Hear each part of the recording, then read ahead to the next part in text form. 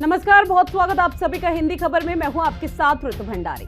हिंदी खबर पर exclusive interview के दौरान बाबा बागेश्वर धीरेन्द्र शास्त्री ने एक बड़ा बयान दे दिया। हिंदी खबर के प्रधान संपादक अतुल अग्रवाल के सवाल पर उन्होंने कहा कि शादी के बाद क्षमता रही तो 14 बच्चे पैदा करूंगा, मुसलमान 12 करेंगे तो हम 14 करेंगे, कोई छेड़ेगा तो छोड़ेंगे नहीं। अब इसी बयान पर सवाल उठने लगे हैं कि गजवाए हिंद का जवाब क्या बाबा बागेश्वर भगवाए हिंद के जरिए देते हुए नजर आएंगे। आखिर 9 राज्यों में कैसे अल्पसंख्यक हिंदू हो गए, इन्हीं सवालों का जवाब तलाशेंगे। इससे पहले बाबा बागेश्वर का वो बयान सुन लीजिए जिसमें उन्होंने हिंदी खबर के प्रधान संपादक अतुल अग्रवाल के सवाल पर कहा कि वो 14 बच्चे पैदा करेंगे। शादी हुई तो क्या 14 बच्चे करेंगे? ये तो आग लगाने वाली बात है। महाराज जी, आप कह रहे हैं मुसलमानों की संख्या बढ़ती जा रही है, हिंदू कम होते जा रहे हैं, इसलिए हिंदू धर्मावलंबियों के जरिए ये अपील की जा रही है कि हिंदू अपनी आबादी बढ़ाएं। ये तो तय है, अगर हमारी शादी होगी तो 2 से ज्यादा करेंगे, 14 नहीं करेंगे। बताएंगे। चैरिटी बिगिंस फ्रॉम होम महाराज जी, घर से पहले की जाती है भाई क्रांति या भला काम। बेफिजूली की बात है। अरे महाराज जी मजाक कर रहे होंगे। अच्छा, 14 मजाक कर रहे हैं। हाँ, ये हेडलाइन है? नो। ये हेडलाइन है महाराज जी? नो, भारतीय मीडिया इंडस्ट्री की हेडलाइन है ये। No never. कि महाराज जी बागेश्वर धाम वाले सरकार ने कहा कि 14 बच्चे होंगे। क्षमता रही तो करेंगे। अब जैसे बाबा बागेश्वर की तरफ से ये बड़ा बयान सामने आया तो निश्चित तौर पर उसके साथ बवाल तो होना ही था और ऐसे में सवाल भी उठने हैं। सवाल अब ये उठ रहे हैं कि आखिर 9 राज्यों में कैसे अल्पसंख्यक हो गए हिंदू। गजवाए हिंद का जवाब भगवाए हिंद से क्या बाबा देने की कोशिश कर रहे हैं। सवाल यहाँ पर यह भी उठ रहा है कि हिस्सेदारी बनाम जिम्मेदारी का चुनावी युद्ध क्या अब आगे आने वाले समय में देखने को मिलेगा। तो ये सवाल भी लगातार आपकी टीवी स्क्रीन के जरिए आप तक साझा कर रहे हैं कि कैसे 9 राज्यों में अल्पसंख्यक हिंदू हो गए, क्योंकि इसको लेकर लंबे समय से कवायद चल रही थी लेकिन किसी भी तरह का कोई बड़ा फैसला या निष्कर्ष निकलता हुआ सामने नहीं आया। अब चूंकि बाबा बागेश्वर का यह इंटरव्यू जो कि एक्सक्लूसिव इंटरव्यू है, धमाकेदार इंटरव्यू है, उसके बाद से अब ये सवाल उठने लगे हैं। जहां 9 राज्यों में आखिर अल्पसंख्यक कैसे हो गए हिंदू, सवाल यह भी उठ रहा है कि अब गजवाए हिंद का जवाब क्या भगवा ए हिंद के जरिए बाबा देते हुए नजर आएंगे। क्योंकि जो दर्शक इस वक्त सुन रहे हैं उनको बखूबी याद होगा कि बाबा बागेश्वर धीरेन्द्र शास्त्री वही हैं जिन्होंने हिंदू राष्ट्र का भी राग एक बार अलापा था। हिंदू राष्ट्र को लेकर कई महत्वपूर्ण बातों का जिक्र किया था और साथ ही ये कहा था कि आने वाले समय में हिंदू राष्ट्र भारत को होना चाहिए। जब इस पूरे मामले को लेकर सियासी तूल पूरी तरह से पकड़ता हुआ नजर आया था और अब इस पूरे मामले को लेकर ये एक्सक्लूसिव इंटरव्यू के दौरान निश्चित तौर पर बवाल मचेगा। अब इसमें सवाल उठ रहे हैं और ऐसे में जानने की कोशिश अपने तमाम पैनलिस्टों से भी हम करेंगे कि किस तरह के रिएक्शन उनके सामने आ रहे हैं और इस पूरे मामले को वो कैसे देख रहे हैं। क्योंकि हिस्सेदारी बनाम जिम्मेदारी का ये चुनावी युद्ध ये लगातार सवाल उठा जा रहा है। अब इसके साथ सवाल ये भी पूछा जा रहा है कि आखिर जब हिंदू हैं, जब वो बाहर जाते हैं तो वो 9 राज्यों में आखिर अल्पसंख्यक हो कैसे जाते हैं। गजवाए हिंद की जो बात लगातार एक विशेष समुदाय करता था, या जम्मू कश्मीर में तमाम जगहों पर देखने को मिलता था, वो गजवाए हिंद का नारा देते थे। लेकिन बाबा बागेश्वर क्या अब यहां पर या हिंद की बात यहां पर करते हुए नजर आएंगे और साथ ही भगवा ए हिंद का जिक्र करेंगे। खास पैनल हमारे साथ जुड़ा हुआ है, महामंडलेश्वर महंत नवल किशोर दास जी हमारे साथ जुड़े हुए हैं जो कि प्रवक्ता अखाड़ा है। साथ ही हम आपको बता दें कि सबसे पहले तो आपका बहुत स्वागत करती हूँ। और चूंकि देखिए यहाँ पर लगातार कई महत्वपूर्ण बातों का जिक्र किया जा रहा है, लेकिन अब जिस तरह से ये बाबा बागेश्वर का बयान सामने है इसे आप कैसे देख रहे हैं। क्योंकि उन्होंने कहा कि अगर कोई विशेष समुदाय 12 बच्चे पैदा करता है तो हम तो 14 करेंगे। फिर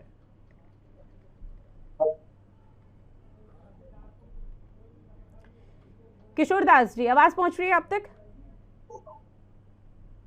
हम अर्पित दास जी हैं, किशोर दास जी नहीं है जी। अर्पित दास जी, आप बात रखिए अपनी।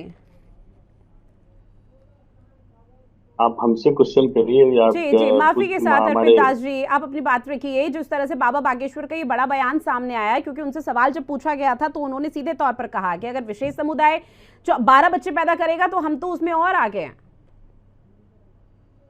निश्चित रूप से हमारे प्रिय भाई धीरेन्द्र कृष्ण शास्त्री जी ने जो बयान दिया है वो बिल्कुल ठीक दिया है और मैं देश के सभी हिंदुओं से अपील करता हूं कि हम 2 हमारे 2 की पद्धति को बंद कर दें, हम 2 हमारे भी गिन लो की पद्धति को शुरू कर दें।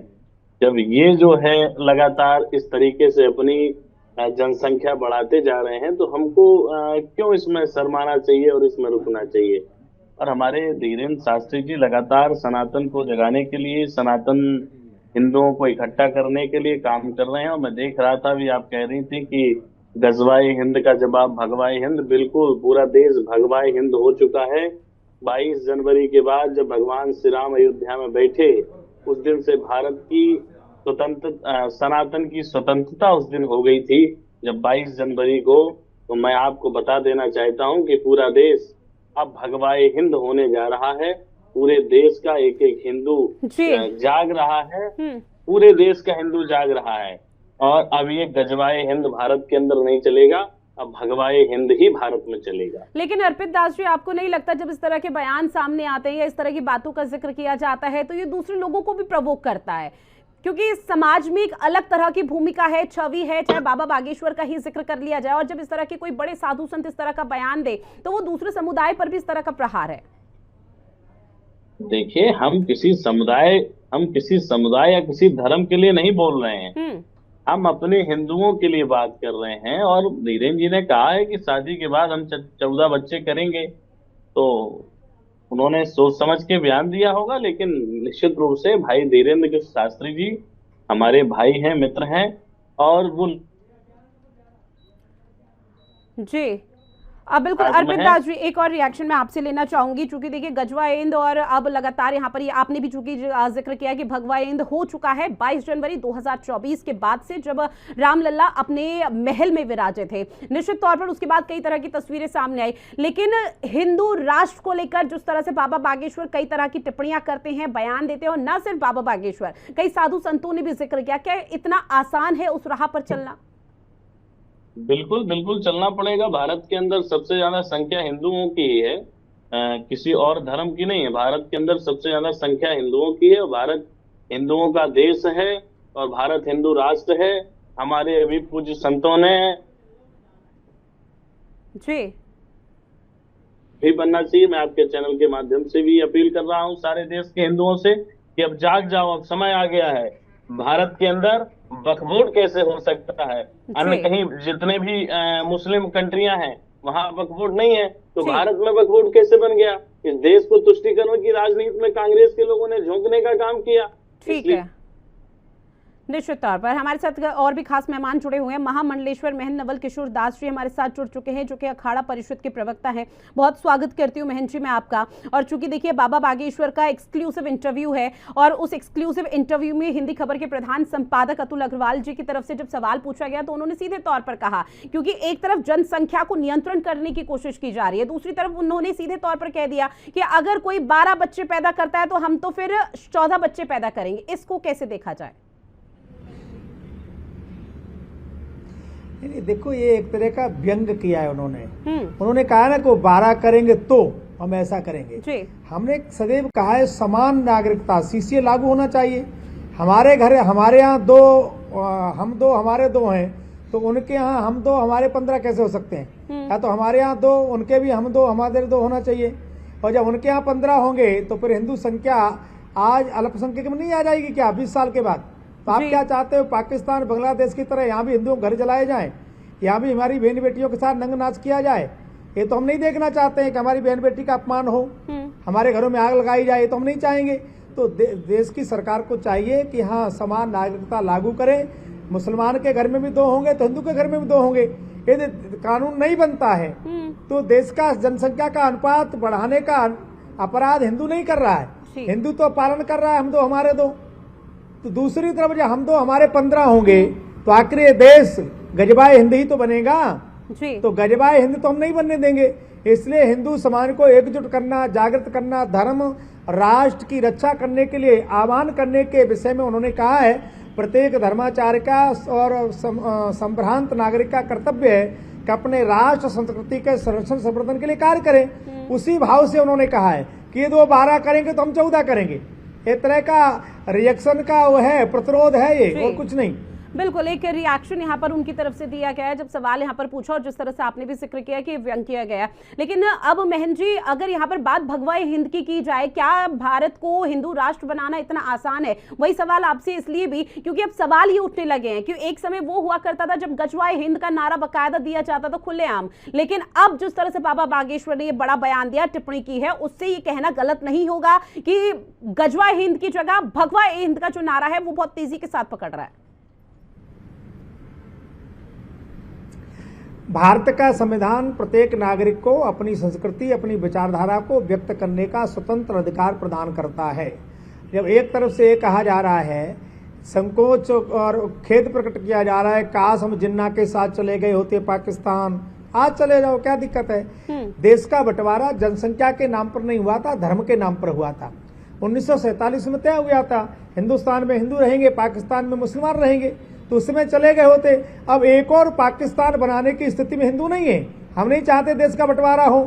देश में करीब 60 देश से ज्यादा मुसलमानों के हैं, ईसाइयों के, हिंदुओं का क्या है? तो हम हिंदुस्तान को नहीं बचाएंगे तो कौन बचाएगा? इसलिए हमने कहा है कि वो गजवाए हिंद का सपना देखेंगे तो हम इसको भगवा हिंद और हिंदू राष्ट्र बनाने के लिए हिंदू समाज को प्रेरित करेंगे, जागृत करेंगे, और संविधान के दायरे में रहकर अपनी भावनाओं को व्यक्त करते हुए समग्र सनातनियों को एक करने का कार्य निरंतर करते रहेंगे। ये हमारा दायित्व भी है, नैतिक कर्तव्य भी है, और संविधान हमें इसका अधिकार देता है। ठीक है, एक और रिएक्शन मैं आपसे लूंगी। जब बाबा बागेश्वर का इंटरव्यू लिया जा रहा था हिंदी खबर के प्रधान संपादक अतुल अग्रवाल की तरफ से, तो उस दौरान जब सवाल जवाब का सिलसिला चला तो उसमें खुद बाबा बागेश्वर ने एक सवाल यहां पर पूछ डाला कि आखिर ये सवाल का जवाब यहां पर हर कोई दे कि 9 राज्यों में हिंदू आखिर अल्पसंख्यक की श्रेणी में कैसे पहुंच गए। इस पर एक टिप्पणी आपकी। देखिए, जिस प्रकार से बांग्लादेश से, पाकिस्तान से रोहिंग्या निरंतर आ रहे हैं और कहीं न कहीं हमारे अधिकारियों के पलायनवाद के कारण या रिश्वतखोरी के कारण उनके कागज बन रहे हैं, चिंताजनक है। और कई प्रांतों में और कई जिलों में हिंदू अल्पसंख्यक हो गया है।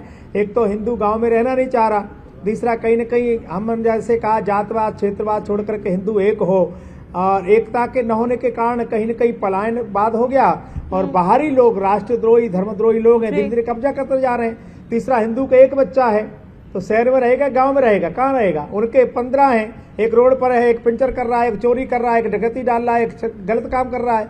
तो इस प्रकार का देश का राष्ट्रांतर जो करने का कुछ चल रहा है, उससे सावधान करने के लिए कहा है कि हिंदू जहाँ है वहीं रहना चाहिए, डट करके राष्ट्रद्रोहियों का सामना करना चाहिए संविधान के दायरे में रह करके, और अपनी जनसंख्या को बढ़ाना चाहिए। जब तक समान नागरिकता लागू नहीं होती तब तक हिंदू को अल्पसंख्यक नहीं होना है। मुसलमान भागेगा, पाकिस्तान चला जाएगा, अरब में चला जाएगा, हिंदू तुम कहाँ जाओगे? बिल्कुल। हमारे साथ और भी खास मेहमान जुड़े हुए हैं, हिंदू धर्मगुरु स्वामी दिव्यानंद जी और साथ ही सूफी कौसर हसन मजीदी जी हमारे साथ जुड़े हुए हैं, जो कि राष्ट्रीय अध्यक्ष है सूफी खानकाहा एसोसिएशन के। पीस पार्टी के प्रवक्ता नासिम खान जी भी हमारे साथ जुड़े हुए हैं। आप तीनों का भी बहुत स्वागत करती हूँ हिंदी खबर में। स्वामी दिव्यानंद जी, आपका रुख करते हुए कि आप किस तरह से इस तरह के बयानों को आप देख पा रहे हैं, क्योंकि लगातार कई तरह की टीका टिप्पणी की जा रही है, और ऐसे में निश्चित तौर पर जब ऐसे बयान सामने आएगा तो सवाल तो उठेंगे फिर। श्री जी, जय श्री राम। देखिए, 2-3 चीजें हैं इन बातों में निकल के आ रही है। एक देश एक कानून। कुछ वक्त पहले हम लोगों को एक पाठ पढ़ाया गया, हम दो हमारे दो। तो किसी ने तो हम दो हमारे दो, किसी ने हम दो हमारे एक पर भी चल रहे हैं, लेकिन किसी के हमारे 4 और हमारे 40। तो ये तो नहीं चलेगा, यह संतुलन। और मैं बड़ी ये से बोलना चाहूंगा, बहुत प्रमुखता से बोलना चाहूंगा कि वो भी एक समाज में है। अगर वो इस चीज को मानेंगे तो उनका समाज भी उत्थान करेगा। क्या कारण है कि उन्नति नहीं करते हैं चोरी चमारी करने के लिए और सिर्फ अपराध में बढ़ते जा रहे हैं? लालन पालन सबका बराबर होना चाहिए, उनका भी अधिकार होना चाहिए। पहले तो ये। दूसरी बात यह भी है कि अगर हमारी रह गई बात, हमारे भाई राम लक्ष्मण भरत शत्रुघ्न थे, तो मैं हिंदू समाज से आह्वान करता हूँ कि प्रत्येक हिंदू को, मैं किसी कंपटीशन में नहीं बोल रहा हूँ, प्रत्येक हिंदू के 4 संतान होने ही चाहिए। और 4 संतान अगर मैं कभी मंच में बोला तो कोई बोला महाराज जी हम 4 नहीं पाल पाते, हमने 2 रख लो, एक व्यवसाय करेगा, एक नौकरी करेगा, जो बाकी 2 बच गए उसे हमें दे दो ना। एक को हम देश सेवा के लिए सेना में भेजनी चाहिए और एक हमें धर्म ध्वजा वाहक होगा तो एक को साधु बनाएंगे तो ही हमारा धर्म बनेगा। हिंदू राष्ट्र भारत था, हिंदू राष्ट्र है, हिंदू राष्ट्र ही रहेगा। इस तरह के प्रमाण है। अगर धान की गेहूं की खेती हो रही है और उसमें कुछ घास फूस अगल बगल आ जाते हैं तो धान का ही खेत कहलाएगा, वो फूस का खेत नहीं हो जाएगा। तो हमारे यहाँ अगर कुछ है, हमने रखा है उन्हें, तो वो रह रहे हैं, अच्छी बात है, लेकिन उन्हें भी अपना कानून मानना चाहिए। मैं उनसे ये कहना चाहूंगा कि आप भी मुख्य धारा में आए और आप भी उन्नति करने के रास्ते पे आए। आपको भारत सरकार ने संपूर्ण छूट दे रखा है, हमने आपको गले लगा के रखा है, आपको भी मुख्य धारा में आना चाहिए और आपको भी अपने बच्चे उन्नति करें और देश का कानून मानना चाहिए। और ये भारत वर्ष है, इस प्रकार की आजादी दुनिया में कहीं नहीं मिलेगा। आप देख ले कई देशों में, चीन में देख ले, म्यांमार में देख ले, आप कई जगह देख ले, कहीं भी वहां मुस्लिम की स्थिति क्या है। लेकिन भारत तो हमने बराबर दर्जा बगाल दे के रखा है। कहीं कहीं लगता है ये गलती भी हुई है। जिस हिसाब से देश का विभाजन हुआ था वो सारा खत्म हो गया। आज तो इनकी बोली भाषा बदल गई और हम भाई गजवाई हिंद की बात करने लग गए। तो भारत हिंदू राष्ट्र था, भारत है और भारत हिंदू राष्ट्र ही रहेगा। ठीक है, कोई दो राय नहीं है। कौसर हसन जी, आप इस पूरे मामले को कैसे देख पा रहे हैं?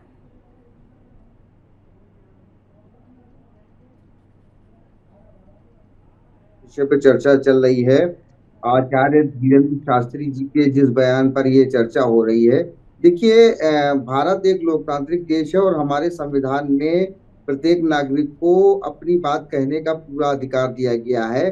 तो आचार्य धीरेन्द्र शास्त्री जी ने जो भी बात की हो उसका उनका क्या मकसद हो, लेकिन इन सब के पीछे जो बात निकल करके आ रही है अभी, जैसे कि हमारे महामंडलेश्वर महंत जी ने एक बात कही थी, वो बात बड़ी प्यारी बात थी कि इस बात में जो निहितार्थ छुपा हुआ है वो निहितार्थ जो है वो हमको समान नागरिक संहिता की ओर लेकर के जाता है। बाबा धीरेन्द्र शास्त्री जी ने, मैंने पूरे बयान को और पूरे इंटरव्यू को बड़ी गहनता के साथ देखा है, उसमें उन्होंने कोई आह्वान नहीं किया है कि आप ऐसा कर ही लीजिए। उन्होंने कहा यदि ऐसा होता है तो ऐसा करना चाहिए। तो निश्चित रूप से मैं एक शेर कहना चाहूंगा कि लम्हों ने खता की थी और सदियों ने सजा पाई।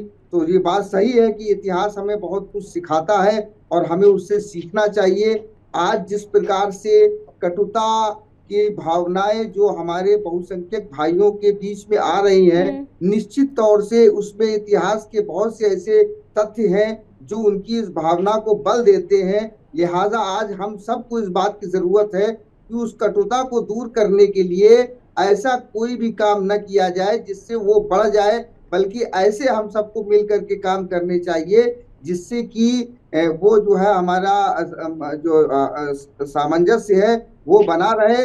और जिस दिशा में ये जो चिंता जिस बात की व्यक्त की जा रही, निश्चित तौर से ग़ज़वा-ए हिंद एजेंडा चलाया जा रहा है, मैं इस बात से सहमत हूँ। मैंने बहुत से इस पर आर्टिकल लिखे हैं और मैंने काफी काम किया है कि ग़ज़वा-ए हिंद का एजेंडा भारत में चलाया जा रहा है और भारत का इस्लामीकरण, साम्राज्यवादी इस्लामीकरण करने का बहुत बड़ा प्रयास किया जा रहा है, इसमें भी कोई दो राय नहीं है। लिहाजा जो ये बातें हो रही हैं, मैं इसमें सिर्फ एक बात को जोड़ना चाहता हूँ कि इन बातों को करने की अपेक्षा हम सबको एक ऐसा मजबूत मंच बनाना चाहिए जिससे इन सारी समस्याओं का समाधान हो सके और हम लोग मिलजुल करके देश में रहे, क्योंकि ये तो मतलब तथ्य सर्वविदित है कि बगैर मिले जुले रह करके किसी भी चीज का विकास नहीं हो सकता।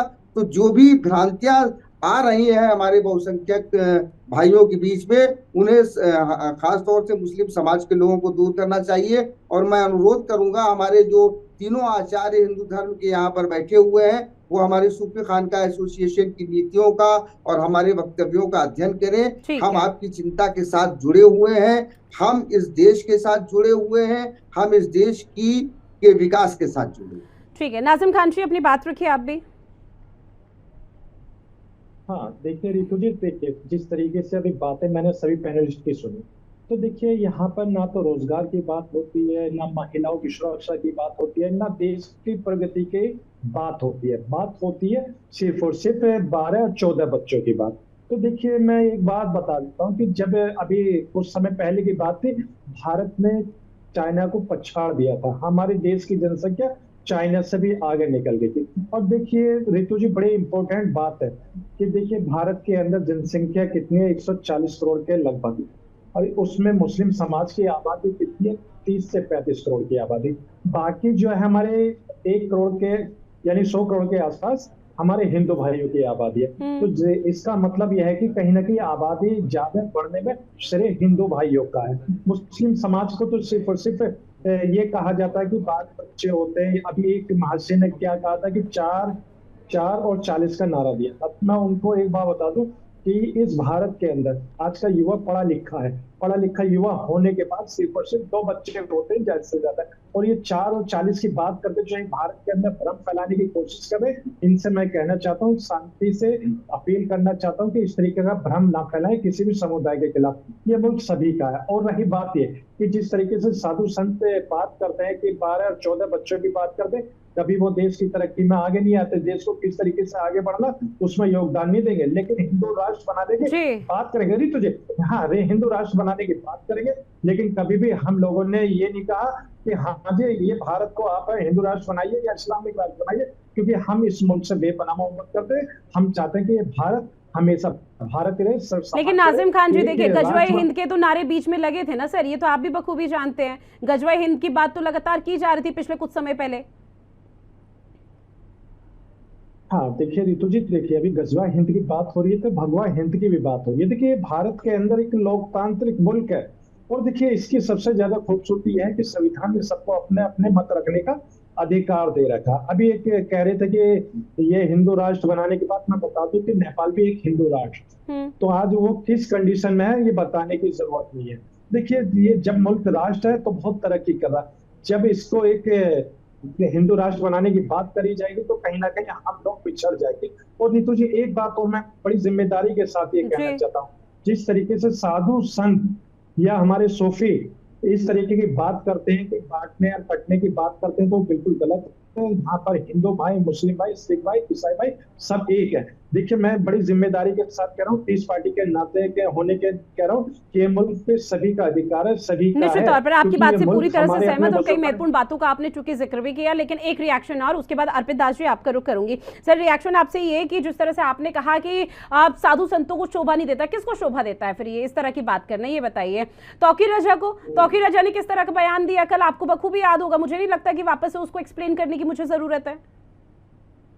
हाँ रितु जी देखिए, चाहे कोई किसी भी समुदाय से आता हो, अगर वो देश को तोड़ने की बात करता है तो देखिए पीस पार्टी उसके खिलाफ। और देखिए मैं बड़ी जिम्मेदारी के साथ ये कहता हूँ कि अगर कोई भी भारत के खिलाफ खड़ा हुआ है तो भारत सरकार की नैतिक जिम्मेदारी बनती है रितु जी उसके खिलाफ एक्शन लेना। ये नहीं कि अगर पैगंबर इस्लाम पर अगर कोई बातें टिप्पणी कर देते हैं तो वहीं के महाराष्ट्र के एक विधायक आके उनका बचाव कर देते हैं और कहते हैं कि मुसलमानों ने अगर इनके हाथ लगाए तो मस्जिद में घुस के चुन चुन के मारा जाएगा। इस तरीके की बात ना करें। और कोई अगर ये कहता है कि अगर एक मुसलमान एक थप्पड़ मारे तो उसके हिंदू भाई 100 थप्पड़ मारे, या भारत के अंदर कोई इस तरीके की बातें अगर रितु जी चलेंगे कि हमारे हिंदू ठीक है, निश्चित तौर पर आपकी बात से मैं पूरी तरह से सहमत हूं। आपने कही, हाँ जल्दी से 30 सेकंड अगर भारत के अंदर अगर ये बात चली जाएगी कि हमारे हिंदू भाइयों के मंगलसूत्र छीनने की बात होगी और ये कहा जाएगा कि भी देखिए आपकी जमीन ज्यादा बच्चे वालों को दे दी जाएगी, वहीं पर अगर जम्मू कश्मीर में अगर चुनाव होता है तो उसी समुदाय को